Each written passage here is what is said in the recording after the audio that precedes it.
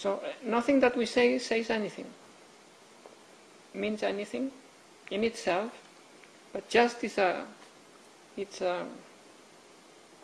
apparition for the moment, like a mirage, a reflection that sends your awareness back to itself, if we are lucky. If not, you just are, allured by the brilliance of whatever the sound is going on. You see? Your intellect has this capacity to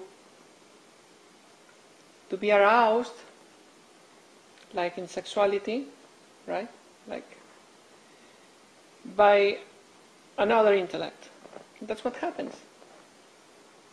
So you are seduced, your intellect is seduced by these words, and then the whole thing is lost. Because you only want to continuate that feeling or that sensation of vicarious enlightenment. Sharing the understanding. But the understanding is empty, it's hollow. There's nothing there. You have to become the understander that is beyond anything that can be understood.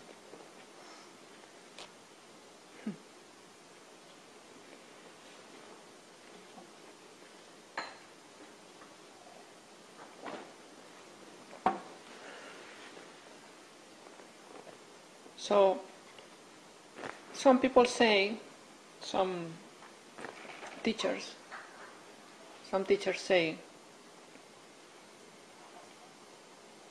spiritual teachers, Advaita, Vedanta, or Neo-Vedanta, whatever. There's nothing to understand, quote marks, right? There's nothing to understand. Well, it is true in part,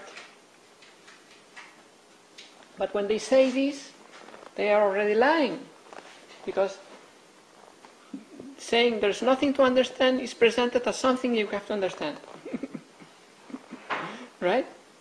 Otherwise, why saying that at all? If there's nothing to understand, just shut up and go home. Don't say there's nothing to understand. So there's something to understand, but only to know that you are beyond understanding. Only that, understand that you are beyond any understanding, including the understanding that you are beyond. Be that beyond, be that what you are. Transcend understanding, and then we are in the same place. We don't need to keep talking. Until then, we have to say, have to point to your nature that is prior to understanding.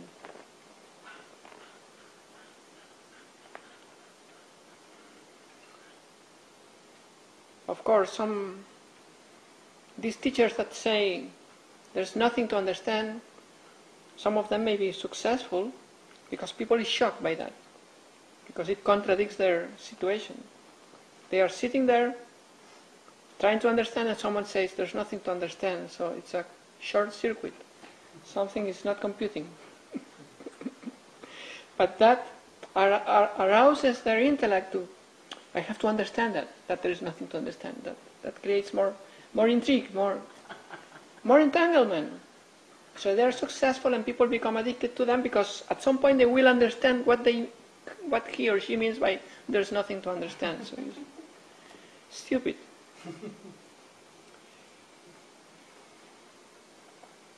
It's very rare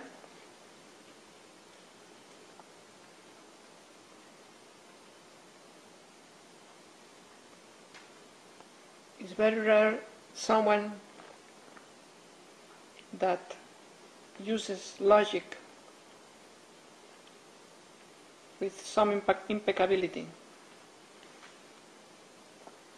But because the people, the attenders, are not demanding, they are fine with anything, If they were,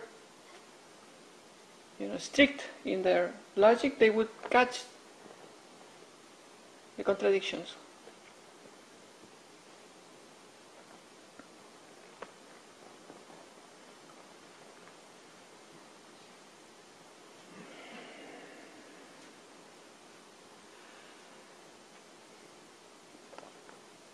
So, and why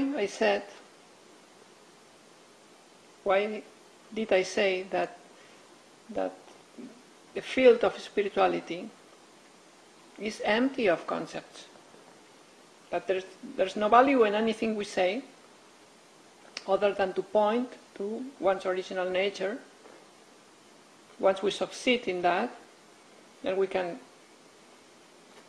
do away with everything we said. Because the original nature, your beingness and awareness, is empty of concepts, is what it is.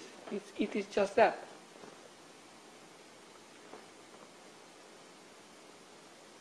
You don't need words or thoughts to be and to be aware. That's why. So when you are in your nature, you are before thoughts happen. So the mind is resting, is shut down, or shut off, or turn off, whatever you want to say. So if that is the case, if that is the reality,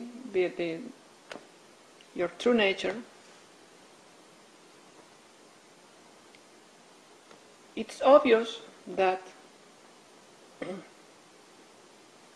whatever is said about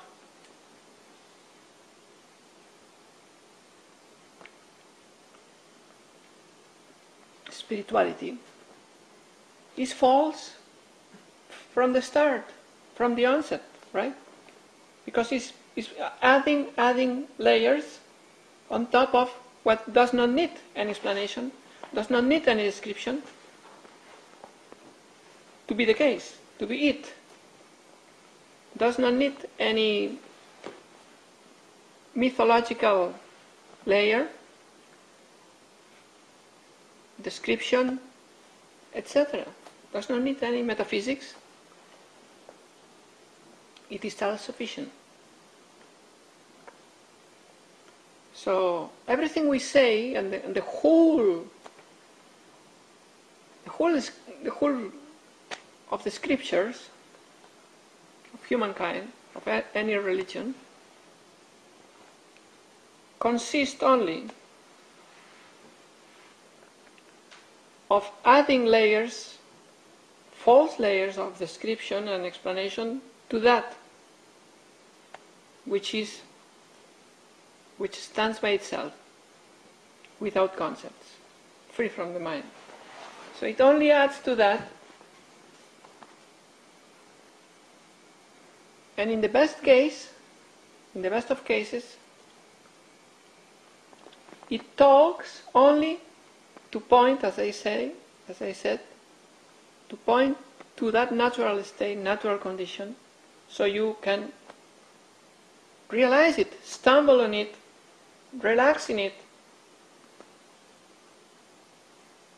and be free from all the rest.